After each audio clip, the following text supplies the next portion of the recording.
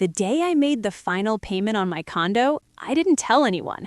Not because I wasn't proud, but because every time I shared good news in my family, it had a way of turning into a negotiation. So I celebrated quietly. I stood barefoot in my kitchen, coffee cooling on the counter, phone still in my hand from the bank notification, and let the moment sink in. Mortgage balance? $0. No more monthly dread. No more calculating around emergencies. No more feeling like one missed paycheck could pull the floor out from under me. This place was mine, fully, completely, legally. I pressed my palm flat against the wall, like I could feel the years embedded inside it. Every late night, every double shift, every time I said no when it would have been easier to say yes, I'd done it alone. I bought the condo 8 years earlier when everyone told me it was a mistake, too small, too early, too ambitious for someone like me. My parents warned me I was tying myself down. My sister laughed and asked who I was trying to impress, but I wasn't trying to impress anyone. I was trying to be safe. Growing up, safety was optional in our house. It depended on moods, on money, on who needed something that week. My sister Lila always needed something. She was older by 3 years and louder by nature, the kind of person who walked into rooms like they were owed applause. If there was one slice of cake left, it was hers. If there was help to be given, it went to her first. If there was trouble, someone else was expected to absorb it, usually me. By the time I was in my 20s, I learned to keep my goals quiet. When I got promoted, I didn't announce it. When I started saving aggressively, I didn't explain why I skipped vacations. When I signed the condo papers, I didn't invite anyone to the closing, because experience had taught me something simple. If my family knew I had something solid, they would lean on it until it cracked. So the day I paid it off, I didn't post, didn't call, didn't celebrate publicly. I ordered takeout from my favorite place, sat on the floor of my living room, and allowed myself one indulgent thought. I did this. 3 days later, my doorbell rang. Not a polite ring, a firm, impatient press. I frowned, checking the time. Saturday afternoon. I wasn't expecting anyone. When I opened the door, Lila stood there. No call, no text, no warning. She wore oversized sunglasses, even though it was cloudy. Her hair was pulled back like she'd rushed. One hand rested on her hip like she was bracing herself for an argument she'd already rehearsed. "Hey," she said, breezing past me into my condo like she lived there. I stood, frozen in the doorway. "Hi," I said finally. "What are you doing here?" She turned slowly, looking around. Same familiar scan. Evaluating, measuring, calculating. "Wow," she said. "You've really kept this place up." I closed the door behind her. "What's going on, Lila?" She waved a hand dismissively. "Relax, I just wanted to talk." My stomach tightened. That sentence had never meant anything good. She dropped her bag on my dining chair and sat down without asking. "I heard something interesting," she said. I stayed standing. "Heard what?" She smiled, slow and satisfied. "That you finally paid this place off." My chest went cold. "Who told you that?" She shrugged. "Does it matter?" It did, but I already knew the answer. My mother. She'd called earlier that week, asked casual questions about work, money, how things were going. I should have known better. "Well," Lila continued, crossing her legs, "congratulations. Seriously, that's a huge accomplishment." I nodded stiffly. "Thanks." There was a pause. Then she inhaled, like someone about to deliver news. "So," she said brightly, "I'm moving in." The words didn't register at first. I actually waited for her to laugh. She didn't. "I'm sorry," I said. "What?" She leaned back in her chair, completely at ease. "I need a place," she said, "and it just makes sense." My heart started pounding. "Makes sense to who?" "To everyone," she replied. "You've got space, no mortgage, you're single, and family helps family." There it was, the sentence that had justified every imbalance our entire lives. "No," I said automatically. She blinked. "What?" "No," I repeated. "You're not moving in." Her expression changed instantly. The pleasant mask slid off. "You're kidding." "I'm not." She laughed once, sharply. "Wow, okay, that's cold." Cold. I felt heat rise up my neck. "You showed up unannounced and announced you were moving into my home," I said. "How is that cold?" She scoffed. "Don't be dramatic, it's temporary." I crossed my arms. "How temporary?" She hesitated. That hesitation told me everything. "Lila," I said carefully, "why do you need to move?" She rolled her eyes. "God, do I really need to explain myself?" "Yes," I said, "you do." She stood up abruptly, pacing. "Things are complicated," she snapped. "My lease ended, rent is insane, and I'm not throwing money away when you're sitting on a fully paid-off condo." That word hit me. Sitting. Like I hadn't worked for this. Like it had fallen into my lap. "You didn't ask," I said quietly. She turned toward me. "I didn't think I had to." That was the problem. She never did. "I'm not comfortable with this," I said. She stared at me like I'd insulted her. "So what, you're just going to let your sister struggle?" I swallowed. "I didn't say that." "You don't have to," she shot back. "Your tone says it." I exhaled slowly, trying to stay calm. "You can struggle without living here," I said. Her eyes narrowed. "Wow," she said, "you really have changed." I thought of all the times I'd lent her money I never got back, all the nights she crashed on my couch for a few days that turned into months, all the promises that evaporated the moment she was comfortable again. I thought of how hard I'd worked for this peace, and how quickly she assumed it belonged to her too. "This conversation is over," I said. She laughed again, louder this time. "You think you can just shut me out?" "Yes," I replied. "I do." Her phone buzzed. She glanced at it, then smiled like she'd just won something. "Oh," she said casually, "I already talked to Mom and Dad." My chest tightened. "And they agree with me," she said. "They think it's selfish for you to live here alone when I need help." There it was. The pressure, the chorus, the weight of expectations settling in. "I don't care what they think," I said. She tilted her head. "You will." She stepped closer, lowering her voice. "Because if you don't let me move in," she said, "this is going to become a family issue." I looked at her. Really looked. At the entitlement, the certainty, the assumption I'd fold like I always had. And in that moment, something crystallized. She didn't come to ask, she came to claim. "Get your bag," I said. Her face faded. "What?" "Get your bag," I repeated, "and leave." She stared at me like I'd just slapped her. "You can't be serious." "I am." Her face flushed. "You're choosing a condo over your sister?" I shook my head. "No," I said. "I'm choosing myself." She grabbed her bag, fury radiating off her. "This isn't over," she said at the door. "You've made a huge mistake." I held it open. "We'll see." She stormed out. I locked the door and leaned my forehead against it, heart racing, because I knew one thing with absolute certainty. She wasn't done. Not even close. And whatever she planned next would test every boundary I'd ever tried to build.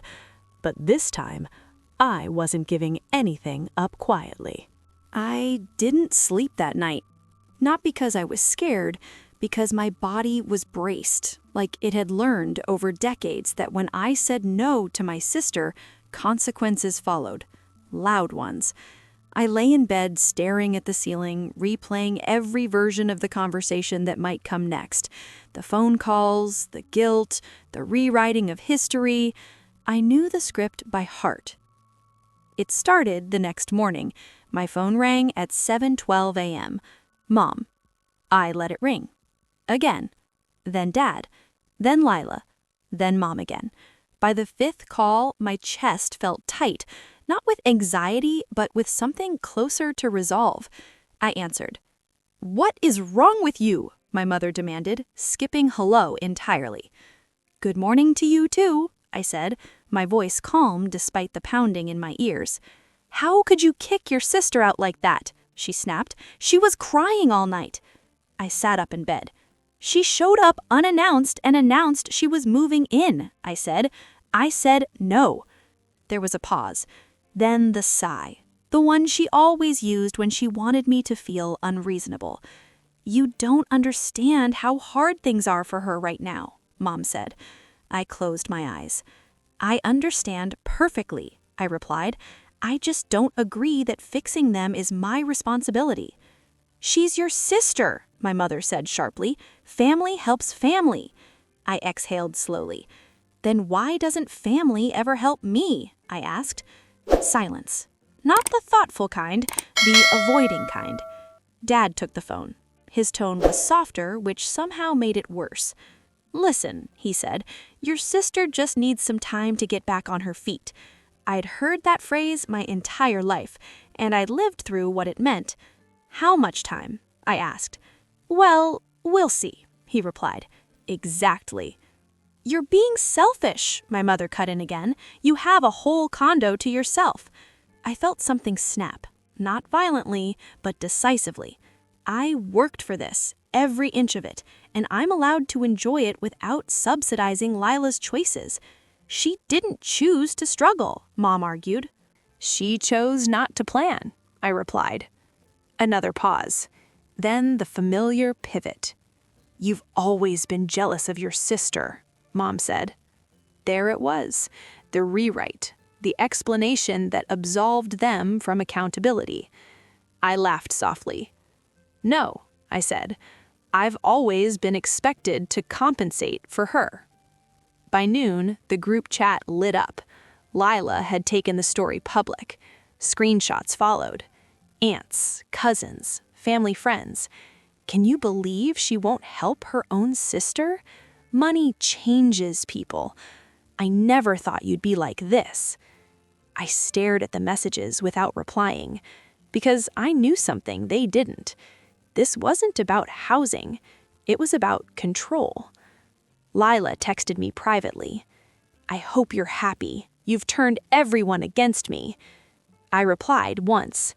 "You turned them against yourself when you assumed my home was yours." 3 dots appeared, disappeared. Then a long message came through about how she'd always been there for me, how she'd protected me growing up, how I owed her. I read it carefully, then archived it, because guilt only works when you believe the debt is real.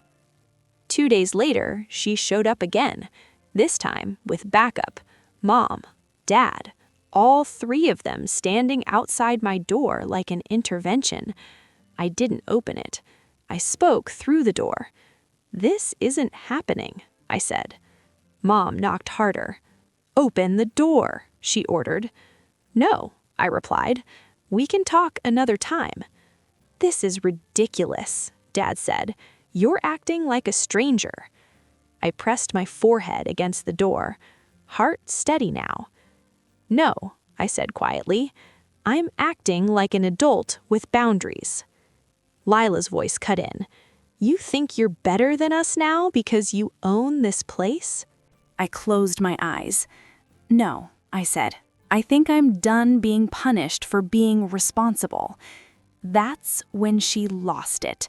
"You don't deserve this place," she yelled. "You got lucky." I laughed then, not because it was funny, because it was revealing. "I worked 2 jobs for 6 years," I said through the door. "I skipped vacations. I said no when you said yes. That wasn't luck." There was silence outside. Then my mother spoke. "If you don't open this door," she said, "don't expect us to support you anymore." The threat hung there, heavy, familiar. I thought about every time I'd folded to avoid that sentence, every time I'd chosen peace over self-respect, and I realized something terrifying and freeing. Their support had always been conditional anyway. "Okay," I said. That was it. Just one word. "Okay." They left shortly after. I watched them through the peephole, Lila gesturing wildly, Mom shaking her head, Dad staring at the ground. And instead of collapsing, I felt lighter. The real escalation came a week later. I got a certified letter in the mail from a lawyer. My hands trembled as I opened it. Inside was a formal request, not a demand, a proposal. Lila was asking for partial ownership of my condo, claiming I'd promised her support, claiming she'd contributed emotionally and logistically to my success. I stared at the page, disbelief turning into something colder. She wasn't just trying to move in, she was trying to take. I called the number at the top immediately. The lawyer sounded uncomfortable. "Off the record," he said, "this won't hold up, but she's determined." I laughed dryly. I noticed. That night, I sat at my kitchen table, the same one where I'd celebrated my final payment, and finally understood the truth. Paying off the condo hadn't been the end of a chapter. It had been the trigger. Because the moment I became fully independent, my sister saw something she'd never seen before. A boundary she couldn't cross, and she was going to test it with everything she had. But this time, I wasn't alone, and I wasn't unprepared, because the next move wouldn't be emotional. It would be strategic, and when it was over, the family narrative would never be the same again. The first thing I did after reading the letter again, slowly this time, without my hands shaking, was laugh. Not a soft laugh, not a nervous one. The kind of laugh that comes from disbelief so sharp it almost hurts. Partial ownership of my condo, because she'd supported me. I folded the letter carefully and placed it on the table like it was evidence, because that's what it was. Evidence that Lila had crossed a line she couldn't uncross. I didn't tell my parents I was contacting a lawyer. I didn't warn Lila. For once, I did exactly what she always did. I moved quietly, decisively, without asking permission. The attorney I hired was a woman named Marissa. Early 40s, sharp eyes, no-nonsense voice. She skimmed the letter once, then looked up at me. "She doesn't have a case," she said plainly. I nodded. "I know." "But," Marissa continued, tapping the paper, "that doesn't mean she won't try to make your life miserable." I smiled slightly. "She already is." Marissa leaned back. "Good, then you won't be surprised by what comes next." She explained everything. How family disputes escalate when entitlement meets documentation. How people who've always relied on emotional leverage often panic when that stops working. And when they panic, she said, they get creative. I swallowed.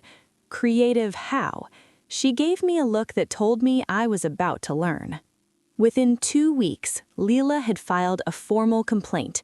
Not ownership yet, but something more insidious. She claimed I'd promised her housing in exchange for unpaid labor years ago. Labor I didn't remember, promises I never made. Memories she'd conveniently invented. My parents submitted statements backing her version. Reading them felt like being gaslit in legal font.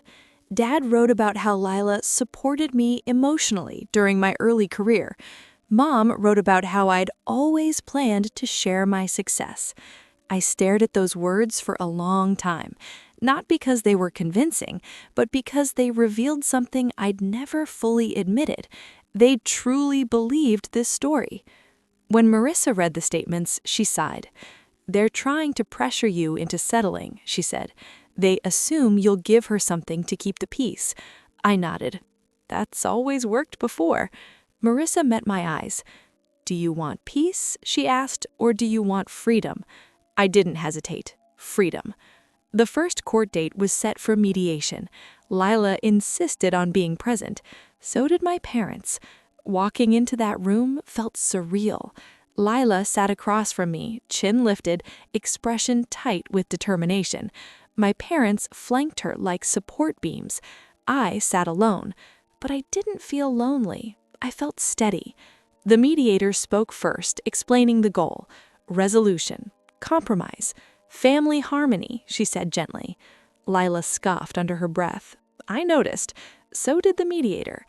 Lila launched into her narrative like she'd rehearsed it in front of a mirror, how she'd sacrificed for me, how she'd delayed her own dreams, how I promised we'd always take care of each other. I listened quietly, didn't interrupt, didn't argue, because this wasn't about convincing her. It was about letting her talk herself into a corner. When it was my turn, I slid a folder across the table. Bank statements, mortgage records, emails, messages, receipts. Years of proof.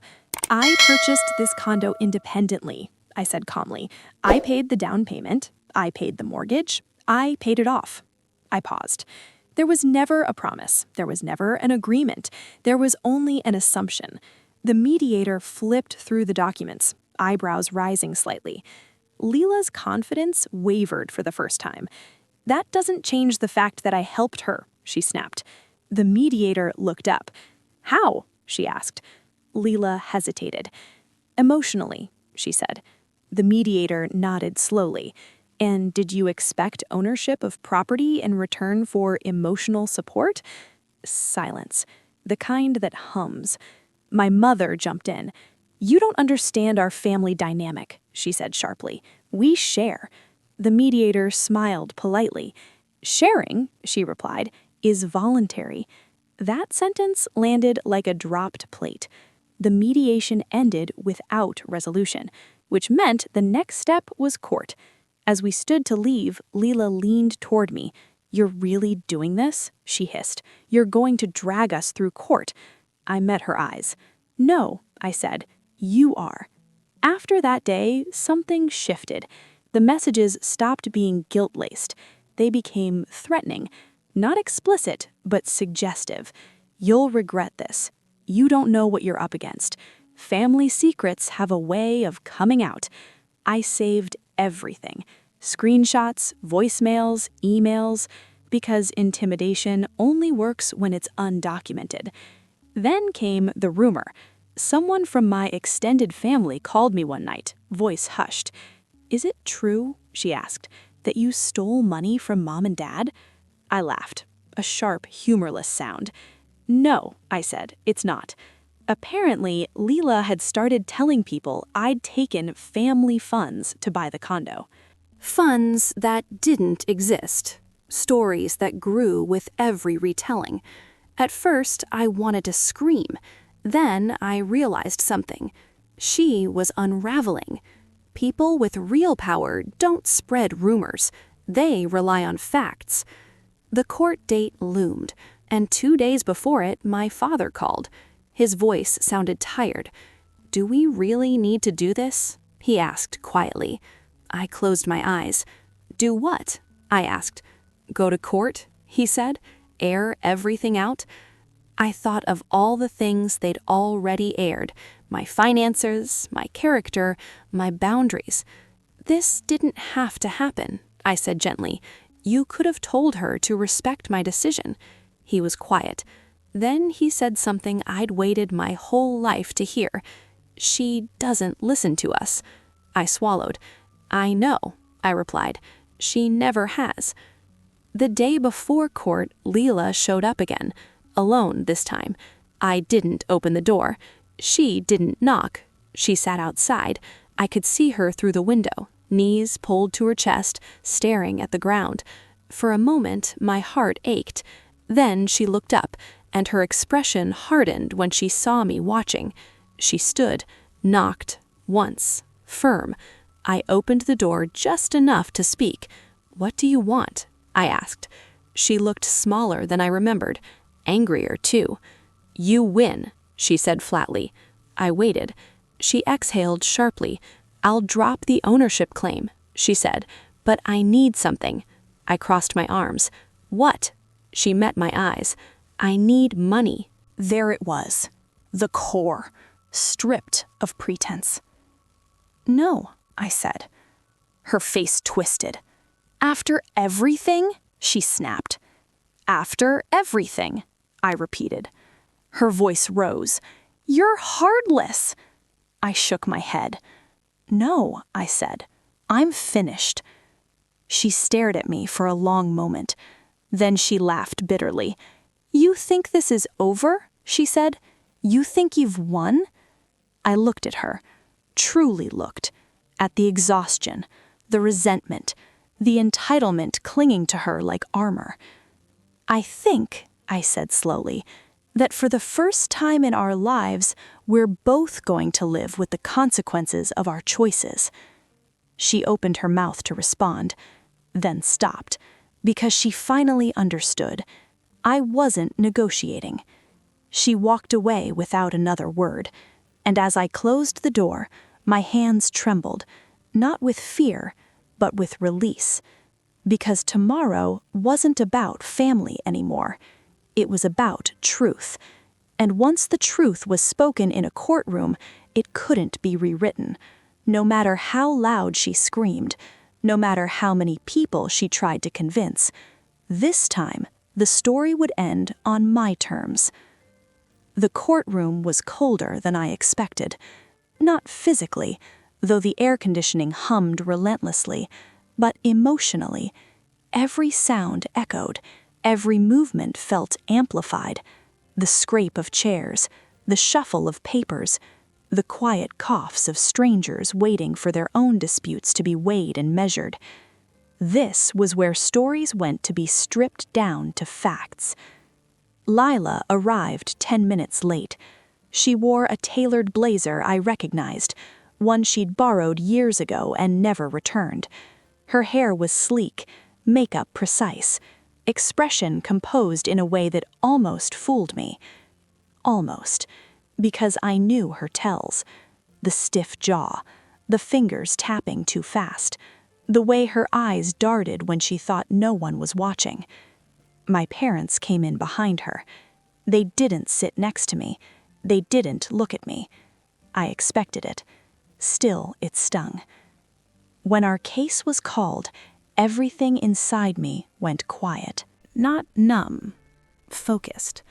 Marissa squeezed my arm once before we stood. "You're ready," she whispered. I believed her. Lila's lawyer spoke first. He leaned heavily on emotion, family bonds, implied promises, moral obligations. He painted Lila as someone who had sacrificed and trusted. He painted me as someone who had benefited and then withdrawn. I listened without reacting, because I knew what came next. When Marissa stood, the shift was immediate. She didn't raise her voice. She didn't dramatize. She laid out dates, numbers, documents, a timeline so clean it was almost surgical.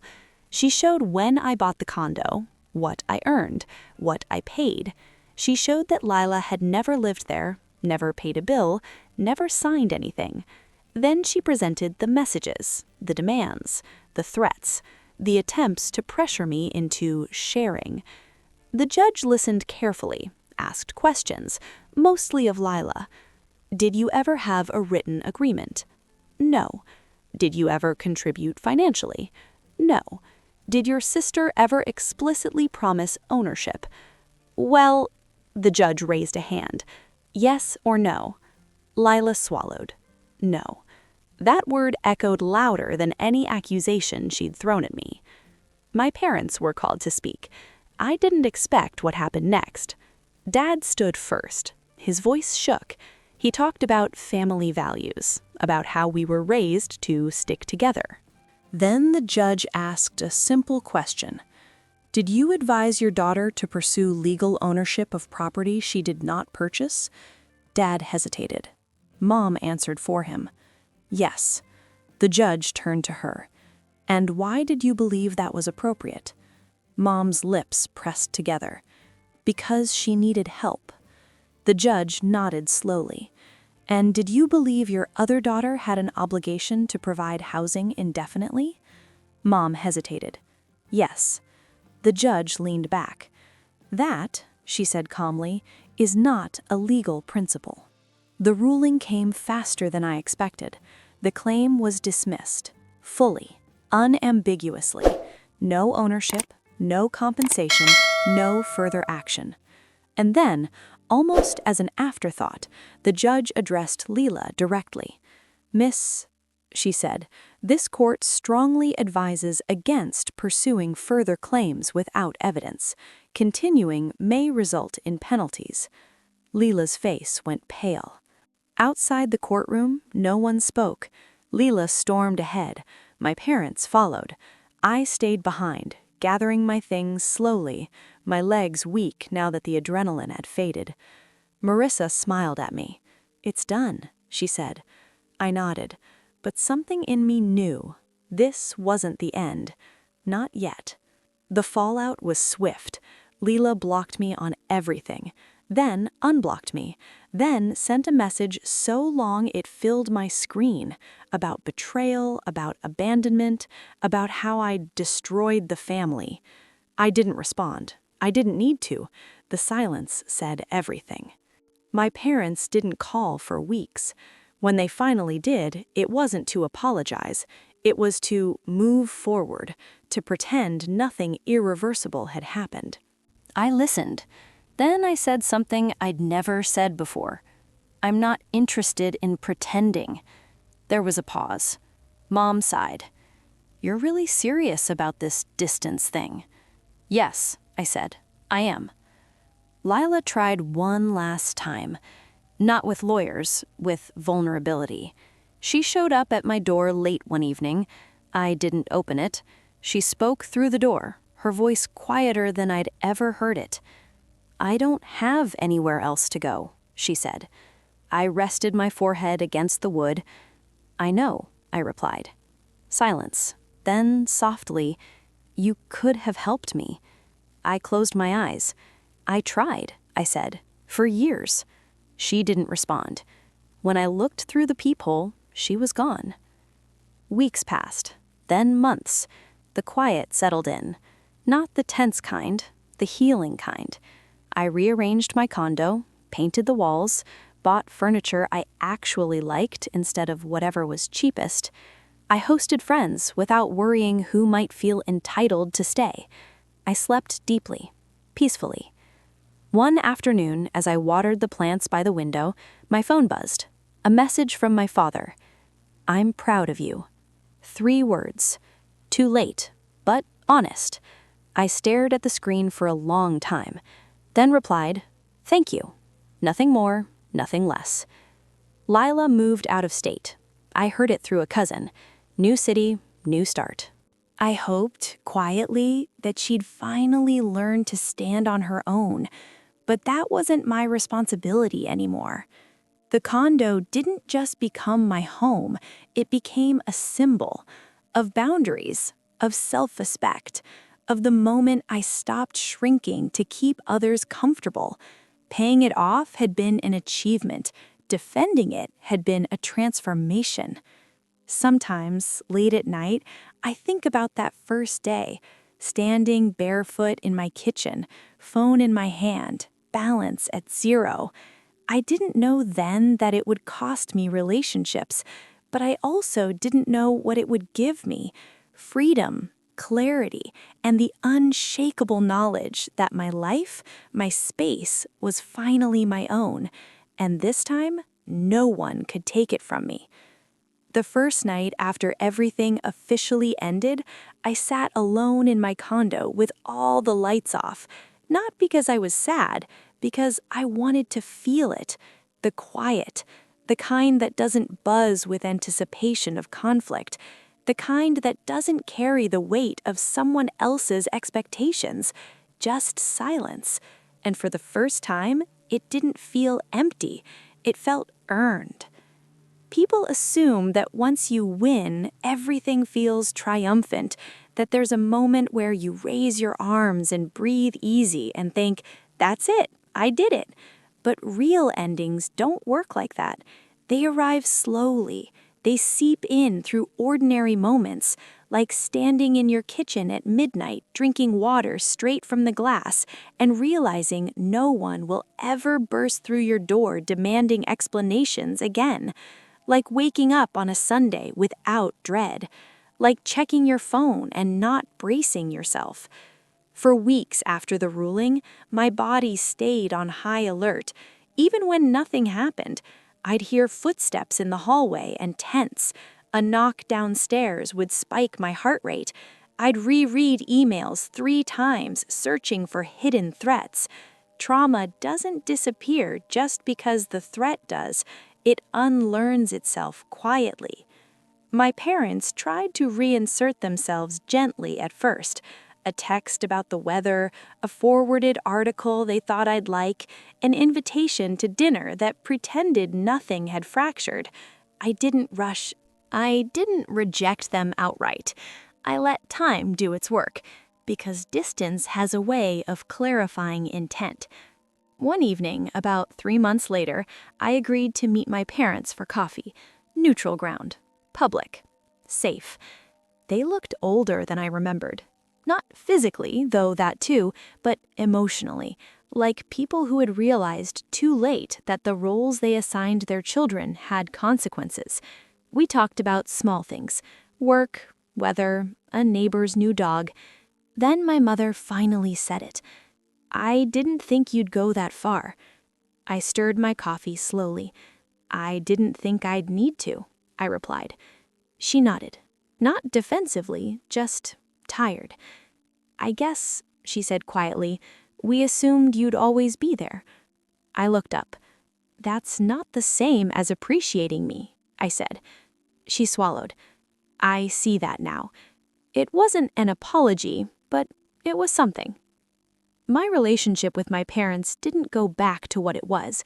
It became something smaller, clearer, more honest, and I was okay with that, because I'd learned something crucial.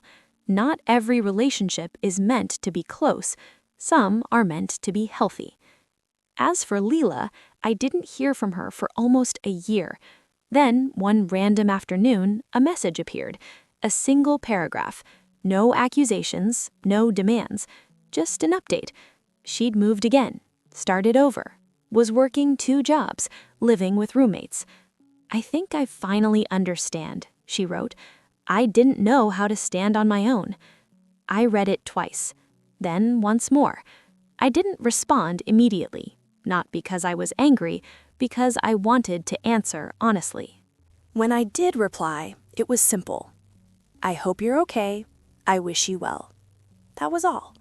No reopening doors, no explanations, no guilt, because closure doesn't require reconciliation. Sometimes it just requires acceptance. The condo changed over time, not structurally, energetically. It stopped feeling like something I had to defend. It became a place where laughter lingered, where friends stayed late without overstaying, where I hosted holidays without walking on eggshells, where I made decisions without consulting ghosts. I framed the deed and hung it in my office. Not to show off, but to remind myself, this wasn't just property, it was proof that I could build something solid without permission, proof that stability doesn't come from keeping everyone happy, proof that saying no can be an act of self-respect, not cruelty. Sometimes people ask me if it was worth it, losing closeness, being labeled selfish, standing alone when it would have been easier to give in. I always answer the same way. Yes, because what I gained wasn't just a home, it was my adulthood. I no longer confuse love with obligation. I no longer mistake guilt for loyalty, and I no longer shrink my life to make room for someone else's entitlement. That lesson didn't come cheaply, but it came permanently. The night I fully felt at peace was almost forgettable. I was folding laundry, music playing softly, windows open, and suddenly, without warning, I smiled. Not because something good had happened, but because nothing bad was coming. No phone call, no demand, no knock at the door. Just me. Living the life I paid for, protected, on my own terms. The day I paid off my condo, I thought that was the finish line. I was wrong. That was the starting point, because ownership isn't about money. It's about agency. And once you claim that, no one can ever move in uninvited again. Not physically, not emotionally, not ever.